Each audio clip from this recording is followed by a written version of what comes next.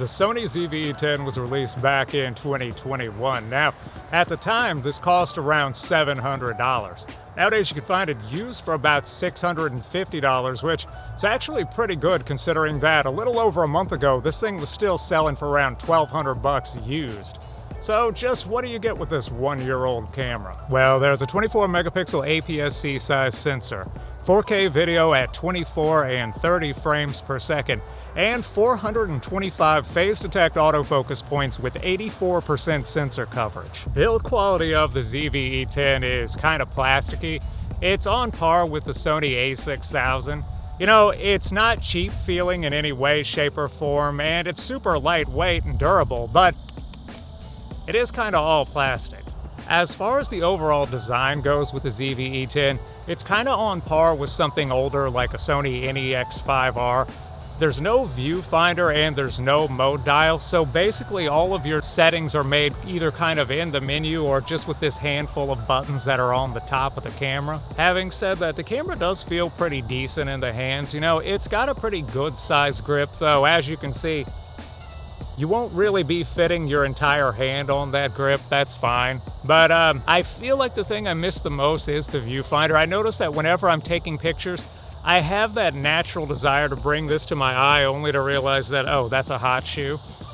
Can't really see through that. Having said that though, the overall user experience of handling with this camera is actually pretty good. In terms of autofocus, the ZV E10 is actually genuinely impressive.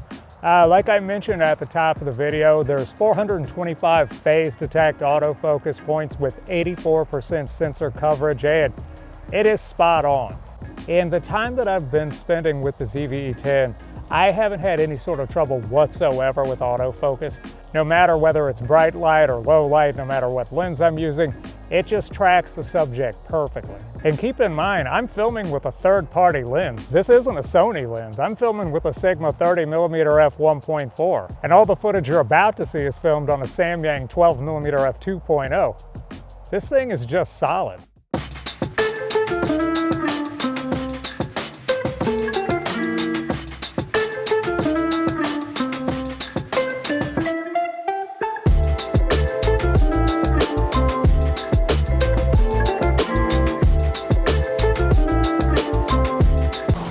In terms of vlogging, which this camera has been so heavily marketed towards, yeah, it's actually pretty amazing. You know, you've got a fully articulating screen, you've got a mic input, and something you don't usually find in this price range, you actually have a headphone jack as well.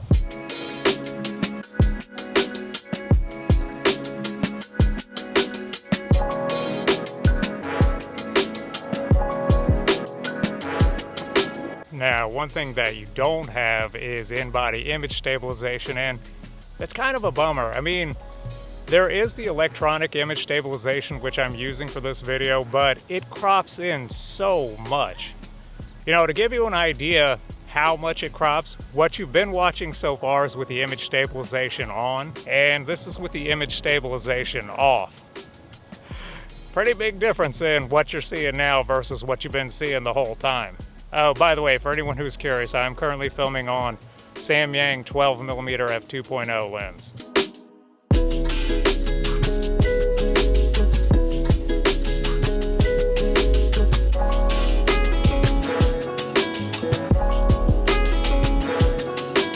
So you're really just relying on either the kit lens or some other lens that has image stabilization, which is okay for sort of panning shots, but it's not that great for walk and talk. You know, you're still gonna notice like a lot of shake. And that's the other thing too, is with this camera, their rolling shutter is so bad that it becomes very noticeable if you're not steady. The other option you have besides using active steady shot is catalyst browse, which Sony does give you for free, so that's pretty cool. It's definitely a lot more work in that you're having to take each individual file into post and stabilize them one by one by one. But having said that, the footage from Catalyst Browse does actually look really amazing.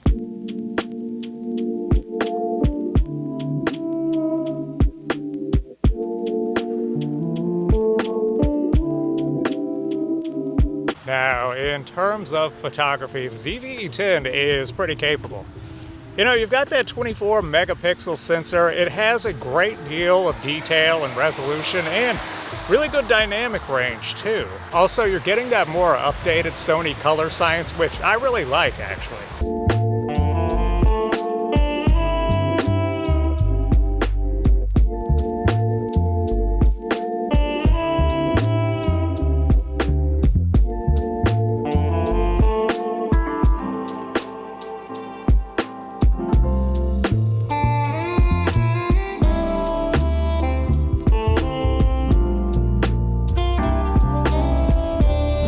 Although, having said that, I do still notice on overcast days, because it's been raining like every day the past 2 weeks here, there's still a great deal of magenta in those conditions, and I think that's every Sony camera at this point. I still see that magenta, but, you know, easily fixed in post, not that big of a deal.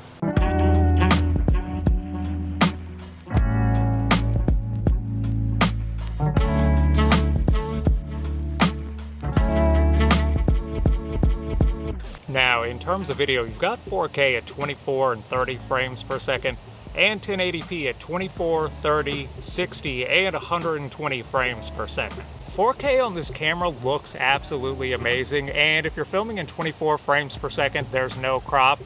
There is, however, a crop at 30 frames per second, so that's something to be aware of. Also, same goes for 1080p 120 frames per second. There's also a crop in that mode, which kind of leads me up to the S&Q modes.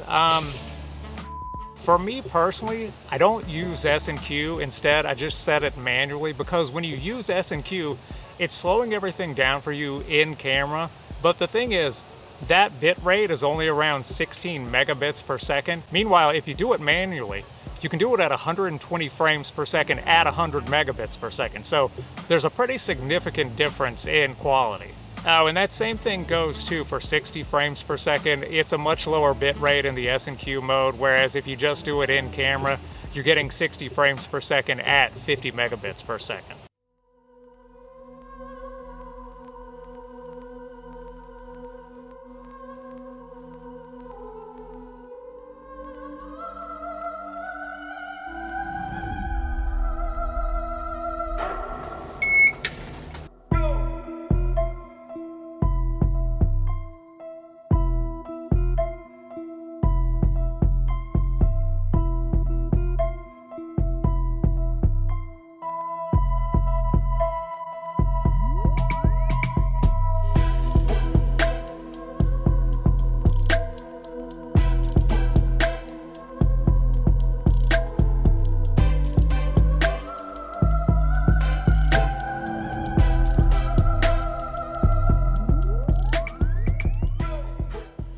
I always go to the gym in the middle of the night because I'm super introverted, but it really is like that. All the lights are off, and when you walk in, it feels like you're walking into a horror movie. Anyway, that kind of leads me to my next point that I want to make about the ZV E10, and that is low light. When I got the ZV E10, I was super excited to finally have flat picture profiles, and that's what I've been using the whole time. I film everything in HLG because I just love the amount of dynamic range that you get from that. But what I found out the hard way, as you can clearly see in that gym footage, is all of those flat picture profiles look absolutely terrible in low light. When I first got that gym footage home and I saw that, I mean, it looked like it was filmed on a cell phone. I was so disappointed. I started just like searching the internet and all kinds of forums and then YouTube videos, just, you know, like Sony ZV E10, low light problems, all this stuff. And I found Josh Yo's video from a few years ago. And I also found Mark Bennett's video that was actually pretty recently, like a few months ago. And basically they kind of came to the same conclusion, is that all of those flat profiles are great when you're outdoors and you've got a lot of bright light. But when you're filming in low light, you're kind of better off either in picture profile 1, which is just Sony's standard picture profile, or picture profile 2. Josh Yo's video, that was the low light profile he made. He just kind of did a modified version of picture profile 2. And what I've kind of started using, it's what I'm filming with right now, is I'm just using the standard profile with contrast -3, saturation -1, sharpening -1. I've found that in low light tends to look the best. You know, look at those first few shots of that gym scene.